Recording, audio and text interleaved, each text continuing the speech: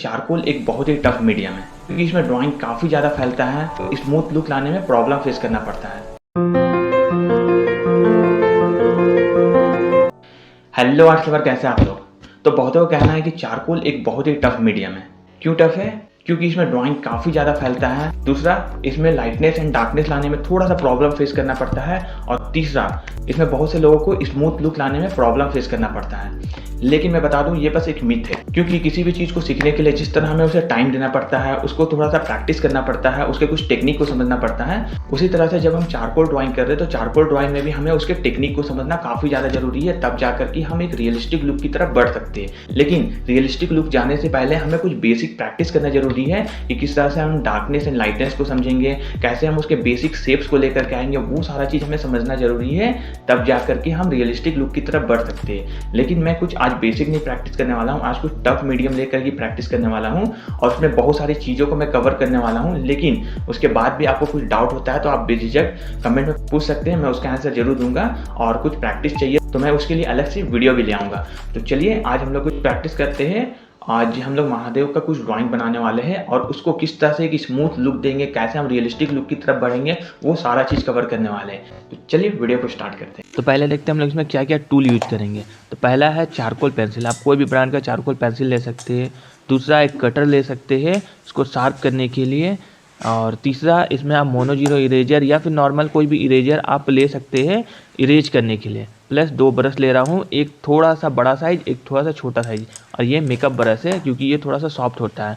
आप यहाँ needed eraser भी यूज करते हैं, जहाँ आपका इरेजर नहीं पहुँचता है वहाँ नीडेड इरेजर से आप इजीली शार्प कर सकते हैं। तो ये सारा टूल का यूज़ करके चलिए किस तरह से हम लोग महादेव का एक ड्राइंग को निकाल के लाएंगे, वो सारा चीज़ देखते हैं। तो चलिए स्टार्ट करते हैं। तो यहाँ पास आउटलाइन मैंने पहले से बना रखा है। तो अब यहाँ पास मैं ऐड करूँगा चारकोल पाउडर। अगर किन्हीं को चारकोल पाउडर बहुत कॉस्टली पड़ रहा है तो आप नॉर्मल पेंसिल से भी चारकोल पाउडर निकाल सकते हैं। वो आप देख सकते हैं किस तरह से मैं यहाँ पास चारकोल पाउडर निकाल रहा हूँ। तो इसी तरह से आप चारकोल पाउडर निकाल करके उसको पाउडर की तरह यूज कर सकते हैं। आपको अलग से चारकोल पाउडर खरीदने की ज़रूरत नहीं है। तो चारकोल पाउडर ऐड करने के बाद यहाँ पर थोड़ा थोड़ा मैं डिटेलिंग हल्का सा पेंसिल से शार्प कर दे रहा हूँ कि कौन सा एरिया में कैसा शेप आएगा, वो सारा चीज़ मैं यहाँ पास मेंशन कर दे रहा हूँ, ताकि बाद में जब मैं शेड करूँगा तो मुझे ईजी होगा इस चीज़ को बनाने में। तो इसीलिए मैं हेयर के लिए वो सारा लाइन मैं यहाँ पास दे रहा हूँ और उसके बाद मैं यहाँ पास शेडिंग ऐड करूँगा। और भी जहाँ जहाँ मुझे लगेगा कि थोड़ा थोड़ा डार्क शेड है, वहाँ पास मैं पेंसिल का ही यूज करके वो शेड लाऊंगा। और जब भी पेंसिल को यूज करते हैं तो वहाँ पास थोड़ा सा आपको ब्लेंड भी करना पड़ेगा, ताकि हल्का सा स्मूथ लुक आए वहाँ पास। मैं यहाँ पास सबसे मेन चीज़ कर रहा हूँ जो है आईब्रोज एंड आइज। तो आपको इस चीज़ को सबसे ज़्यादा परफेक्टली बनाना पड़ेगा, क्योंकि आइज से ही आपका पता चलता है कि ड्राइंग आपका परफेक्टली बन रहा है या नहीं बन रहा है। सबसे पहला मेजर चीज़ यही है कि आपको आइस को परफेक्ट बनाना पड़ेगा। जब आपका आइस परफेक्ट बन जाता है तो बाकी चीज़ भी परफेक्ट होती चली जाती है। तो इसीलिए आपको हर एक बारीकी को ध्यान से देखना पड़ेगा और उस चीज़ को अपने जो ड्राइंग बना रहे हैं उसमें मेंशन करना पड़ेगा, तब जा करके आपका एग्जैक्टली जो रेफरेंस है उसके जैसे एग्जैक्टली बन पाएगा। और ये चीज़ करने में हो सकता है आपका बहुत ज़्यादा टाइम खाए, लेकिन इस चीज़ पे आपको टाइम देना पड़ेगा, क्योंकि ये सबसे मेन चीज़ होता है आपका पोर्ट्रेट पे। क्योंकि मेन आपका आईज से ही पता चलता है कि वो सारा चीज़, नोज़ का आपका डिस्टेंस, माउथ का डिस्टेंस और जो चिक्स के पार्ट का डिस्टेंस है, वो सारा चीज़ मेजर इसी से किया जाता है। तो आई आपका परफेक्टली बनना काफ़ी ज़्यादा ज़रूरी है। तो अब मैं फोरहेड भी थोड़ा सा हल्का हल्का सेट कर दे रहा हूँ। बड़ा ब्रश लेकर के मैं इसलिए कर रहा हूँ ताकि वहाँ पर जो एक्स्ट्रा डस्ट है वहाँ से रिमूव कर सकूँ, ताकि जब मैं सेट करूँ तो हल्का सा जो डार्क शेड आ जाता है वो यहाँ पास ना आए। और जो छोटा छोटा एरिया है उसके लिए मैं छोटा ब्रश का यूज करके वहाँ पास ब्लेंड कर रहा हूँ। आप यहाँ पर टिश्यू पेपर का भी यूज कर सकते हैं, या फिर आपका ब्लेंडिंग टूल है तो उसका भी यूज कर सकते हैं। लेकिन यहाँ पास सबसे बेहतरीन है कि आप ब्रश का ही यूज कीजिए। ब्रश से आपका थोड़ा सा स्मूथ शेड आता है, या फिर आप टिश्यू पेपर यूज कर सकते हैं। सबसे पहले आपको अंदर के पार्ट का जो शेडिंग है वो ऐड करना है। यहाँ पर और भी बहुत सारा डिटेलिंग आपको दिख रहा होगा हेड में, लेकिन अभी ध्यान नहीं देना है। जब ये सारा चीज़ डन हो जाता है उसके बाद आपके पास मोनो जीरो इरेजर है या नॉर्मल इरेजर भी है, आप उसको शार्प करके नॉर्मल इस तरह का शेड दे सकते हैं। यहाँ पर बहुत कोई वाइट पेंसिल का भी यूज कर सकते हैं, लेकिन जो आपका इरेजर से जिस तरह का आपका शेड आएगा वो वाइट पेंसिल से नहीं आ पाता, थोड़ा सा अलग शेड दिखता है, वो दिखने में अच्छा नहीं लगता। भले फोटो में वो अच्छा दिखे, लेकिन सामने देखेंगे तो आपका इरेजर का काम और पेंसिल का वर्क में ज़्यादा आपका इरेजर का जो शार्प रहता है वो ज़्यादा अच्छा से दिख पाता है और लाइट अच्छा से वो शो हो पाता है। तो इसीलिए यहाँ पास मोनो जीरो इरेजर का यूज किया जाता है हल्का सा हाईलाइट देने के लिए। अगर यहाँ पास मैं ब्लैक पेपर का यूज करता तो वाइट पेंसिल का यूज कर सकता था, उसमें वो अच्छे से शो हो पाता, लेकिन यहाँ पास वाइट पेपर का यूज कर रहा हूँ, इसीलिए मैं यहाँ पास इरेजर का यूज कर रहा हूँ ताकि अच्छा सा हाईलाइट शो हो सके। तो बाकी नोज़ का ही पार्ट है तो मैं वही चीज़ कर रहा हूँ। यहाँ पास मैं पेंसिल का यूज इसलिए नहीं किया ताकि पेंसिल को फिर हल्का छोटे-छोटे जो पार्ट है वहाँ पास मुझे स्मूथली लुक लाने में थोड़ा-सा प्रॉब्लम फेस करना पड़ता। जो आपका पाउडर से जो वर्क होता है, जितना स्मूथली वर्क होता है, वो आपका पेंसिल से नहीं हो पाता। तो यहाँ पर मैं जो चारकोल पाउडर का यूज़ करके पोर्ट्रेट तैयार कर रहा हूँ, तो हो सकता है बहुत सारे आर्टिस्ट हैं, वो अलग टेक्निक से इसको ड्रॉ करते होंगे। तो यहाँ पास आपका भी हो सकता है कुछ अलग टेक्निक होगा, आप छोटे-छोटे पार्ट को हो सकता है करके पोर्ट्रेट तैयार करते होंगे या फिर एक ही बार में वो शेड लाने की कोशिश करते होंगे। तो सबका अलग-अलग टेक्निक होता है, तो आपको जो अच्छा लगे आप उस टेक्निक का यूज़ करके यहाँ पास पोर्ट्रेट तैयार कर सकते हैं। हाँ, यहाँ टेक्निक तो मैटर करता है पर आपका रिजल्ट भी मैटर करता है कि आप उस टेक्निक का यूज करके परफेक्ट रिजल्ट ला पा रहे हैं या नहीं। हो सकता है स्टार्टिंग में रिजल्ट ना आए, हो सकता है 30% 20% ही आए, लेकिन जब इस चीज़ को आप प्रैक्टिस करते जाओगे तो ऑटोमेटिक ये और बेहतरीन होता चला जाएगा और आपका ड्राइंग जो है या पोर्ट्रेट बना रहे हैं या फिर आप शेडिंग कर रहे हैं, हर चीज़ परफेक्टली होता चला जाएगा। और बहुतों का कहना है कि चारकोल एक बहुत ही टफ मीडियम है।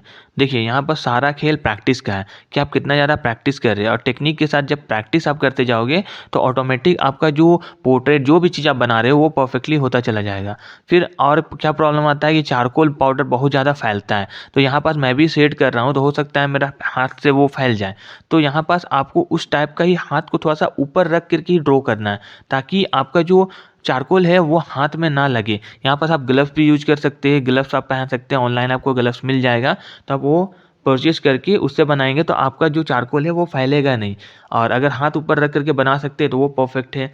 यहाँ पर डार्कनेस लाइटनेस लाने में थोड़ा सा प्रॉब्लम होता है, तो डार्कनेस लाइटनेस लाने के लिए आप लाइट से डार्क की ओर जाइए, ठीक है। जैसे वाटर कलर में जाते हैं उसी तरह से डार्क से लाइट में जाइएगा तो आपको समझ में आएगा कि जैसे कि लाइट शेड डाले तो उसमें कितना और डार्क डालेंगे जो इस तरह का शेड परफेक्टली आएगा। तो वो सारा चीज़ आप यहाँ पास फॉलो कर सकते हैं, इससे आपको डार्कनेस एंड लाइटनेस लाने में प्रॉब्लम फेस नहीं करना पड़ेगा। और हो सकता है कहीं गलती से आपका डार्कनेस ज़्यादा बढ़ जाए तो यहाँ पास आप नीडेड इरेजर का यूज कर सकते हैं। नीडेड इरेजर एक ऐसे इरेजर है जिसको आप किसी भी शेप में ढाल सकते हैं और आपका अगर कोना से कोना जगह भी आपको उसमें शार्प करने में काफ़ी ज़्यादा ईजी होता है। तो इसीलिए नीडेड इरेजर का आप यूज़ कर सकते हैं जो आपको डार्कनेस हटाने में काफ़ी ज़्यादा हेल्पफुल होता है और वो एक भी डस्ट आपका नहीं आने देता है। तो इसलिए यहाँ पास आप वो इरेजर का यूज कर सकते हैं डार्कनेस हटाने के लिए। अब आता है स्मूथनेस पे कि स्मूथनेस परफेक्टली नहीं हो पाता है, तो यहाँ पास आप टिश्यू पेपर या फिर आप मेकअप ब्रश ले सकते हैं। मेकअप ब्रश इसलिए बोल रहा हूँ क्योंकि वो सबसे ज़्यादा सॉफ्ट ब्रश होता है। आप नॉर्मल ब्रश भी ले सकते हैं लेकिन नॉर्मल ब्रश में वो सॉफ्टनेस नहीं हो पाता है, इसलिए यहाँ पास आप मेकअप ब्रश यूज कर सकते हैं। वो काफ़ी ज़्यादा सॉफ्ट होता है और काफ़ी स्मूथ लुक देता है, तो इसीलिए यहाँ पास वो ब्रश यूज कर सकते हैं। अब लास्टली आता है हाईलाइट का बात। तो हाईलाइट के लिए आप मोनो जीरो इरेजर या फिर नीडेड इरेजर का भी यूज कर सकते हैं, लेकिन मोनो जीरो इरेजर से आपका वर्क जो हो सकता है हाईलाइट जितना हो सकता है वो बाकी चीज़ से नहीं हो पाता है। तो यहाँ पर ओवरऑल मैं लुक दे दिया हूँ। अब मैं यहाँ पर देख रहा हूँ जहाँ जहाँ डार्क शेड है वो सारा चीज़ मैं यहाँ पर मेंशन कर रहा हूँ और हेयर के लिए एक ही बार में मैंने डार्क शेड टोन दे दिया हूँ। अब इसमें मोनो जीरो इरेजर का यूज करके जो शार्पनेस है वो सारा चीज़ मैं यहाँ पास मेंशन करूँगा ताकि जो रियलिस्टिक लुक्स जो दिख रहा है यहाँ पास उसके जैसे एग्जैक्टली दिख सके। और यहाँ पास जो हेयर के लिए है आप पेंसिल का भी यूज कर सकते थे, लेकिन मोनो जीरो इरेजर से ज़्यादा अच्छा शार्पनेस आ सकता है, इसीलिए मैं इस मोनो जीरो इरेजर का यूज कर रहा हूँ। इसी तरह से पूरा हेयर पे मैं वो सारा चीज़ शार्पनेस लाऊंगा, लेकिन एक ही बार में यहाँ पास वो सारा चीज़ नहीं लाना है। आपको ऊपर से ओवरऑल सिर्फ लुक देना है पहला, उसके बाद इसमें और भी बहुत सारा डिटेलिंग है। जैसे कि आप जो वहाँ पर शार्प कर रहे हैं उसके बगल में एक लाइन भी जाएगा जो पेंसिल से आप उस तरह का शेप दे सकते हो, जो थोड़ा सा डार्कनेस दिखाएगा, थोड़ा सा वहाँ पर डेप्थ दिखाएगा, तो इसीलिए वो सारा चीज़ देखना पड़ेगा। प्लस नीचे का जो नागदेव है तो उसके लिए भी मैं नॉर्मल पहले एक शेप दे दिया, एक नॉर्मल टोन दे दिया पाउडर का यूज करके, और उसके बाद उसमें थोड़ा सा डिटेलिंग दे करके उसको फिर से मैं ब्लेंड करके वो सारा चीज़ लाया। अब यहाँ पर नेक में भी वही सारा चीज़ मैं कर रहा हूँ। तो सेम प्रोसेस है, आपका फेस बनाना काफ़ी ज़्यादा इजी है जब आप इस टेक्निक का यूज करते हैं। और पाउडर का यूज करके तो आपको शेडिंग करना काफ़ी ज़्यादा ईजी होता है, भले पेंसिल में थोड़ा सा टफ हो। और ये मैं सनलाइट के नीचे बना रहा हूँ तो इसीलिए हो सकता है थोड़ा सा वो डार्कनेस ठीक से नहीं दिख पा रहा, तो मैं इसको फोटो के रूप में भी दिखाऊंगा आपको किस तरह से वो शेड आ रहा है। ऐसे अभी बनने के बाद ये और ज़्यादा परफेक्टली होने वाला है क्योंकि यहाँ पास मैं बहुत सारा हाईलाइट भी दूंगा, जो नोज़ में आ रहा, आइज़ पे आ रहा, आपके लिप्स के नीचे जो आ रहा, वो सारा चीज़ यहाँ पास हाईलाइट देना बाकी है, तब जाके जो ओवरऑल लुक है वो परफेक्टली आएगा। तो देखिए जब भी आप कोई ड्राइंग बना रहे हैं, पोर्ट्रेट बना रहे हैं, तो वो कभी भी 100% डन नहीं होता, उसमें बहुत सारे काम बाकी होते हैं। वो आपकी स्किल पे डिपेंड करता है कि आप उसमें कितना डिटेल ऐड कर सकते हो, कितने ज़्यादा उसको अच्छे से शो करा सकते हो। तो वो सारा चीज़ आपकी स्किल पे ही डिपेंड करता है। तो यहाँ पर ऐसे बहुत सारे काम हैं जो यहाँ पर और भी हो सकते हैं, और भी डिटेलिंग ऐड हो सकता है, और ज़्यादा परफेक्ट लुक लाया जा सकता है। सारा खेल ऑब्जर्वेशन का है कि आप कितने ज़्यादा चीज़ों को ऑब्जर्व कर रहे हैं, कितना ज़्यादा डिटेलिंग को आप देख करके समझ पा रहे हो। तो यहाँ पर चिक्स का ये पार्ट है, तो यहाँ पर वो सारा चीज़ मैं यहाँ पर ऑब्जर्व कर रहा हूँ और उस चीज़ को मैं यहाँ पर इम्प्लीमेंट कर रहा हूँ।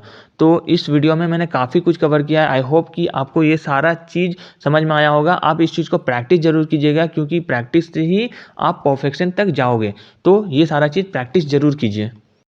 सो आई होप कि इस वीडियो से आपको कुछ सीखने को मिला है। अगर वीडियो आपको पसंद आया और कुछ मैं इसमें वैल्यू ऐड कर पाया तो वीडियो को लाइक ज़रूर कर दीजिएगा, क्योंकि बहुत सारे जो एक्सपायरिंग आर्टिस्ट है उस तक हमारा वीडियो पहुंच सके और उनको भी इनसे कुछ हेल्प मिल सके। तो चलिए वीडियो को अभी क्लोज करते हैं और मिलते हैं नेक्स्ट वीडियो में।